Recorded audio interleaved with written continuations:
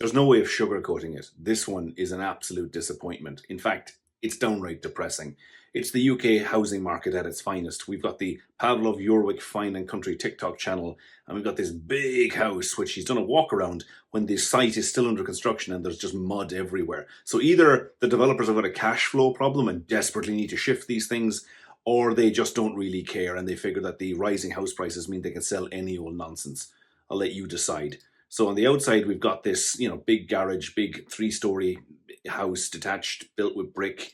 The construction method looks okay. The standard's probably all right in terms of how it's been built. But when you come inside, you've got this quite cramped, massive amount of grey wallpaper everywhere. Unremarkable, uninspiring entrance. You've got a front room. Keeping that clean is going to be fun. And here we have the main event, the open plan living area. Just one point, if you build into a hill and it starts to pour with rain, and you've got big open bifold patio doors, this little black thing here, that's the gully. So that's got drainage. So the water runs down here, goes in there.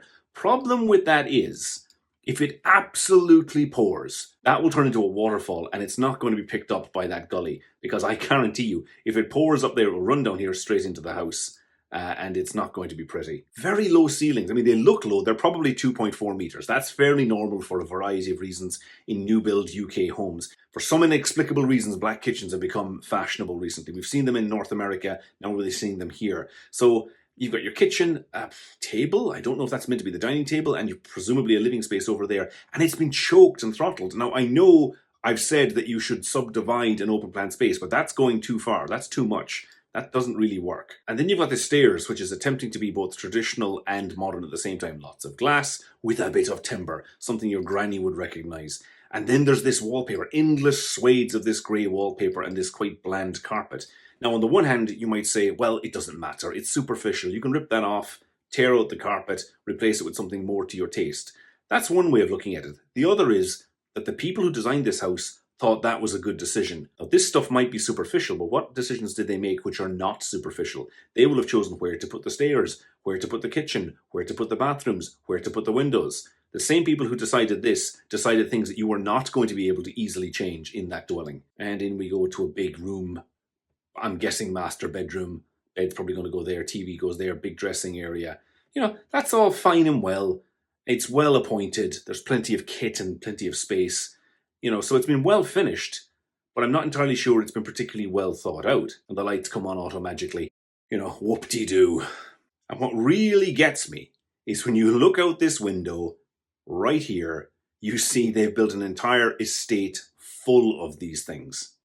They're all identical, and they're all using elements that your granny would recognize as being a house. There's brick, there's slate-pitched roofs, but then they've gone for these massive walls of glass because, they're modern. Not really. This is a very cellular layout. It's something the Victorians and Georgians would recognize. Room, corridor, hallway. They really haven't embraced a more open plan, more modern way of living. You don't have to come into a hallway. You don't have to come into a vestibule. You don't have to be greeted by this, massive letdown. I mean, I don't know what their asking price is for this house, but I'm guessing it's going to be significant.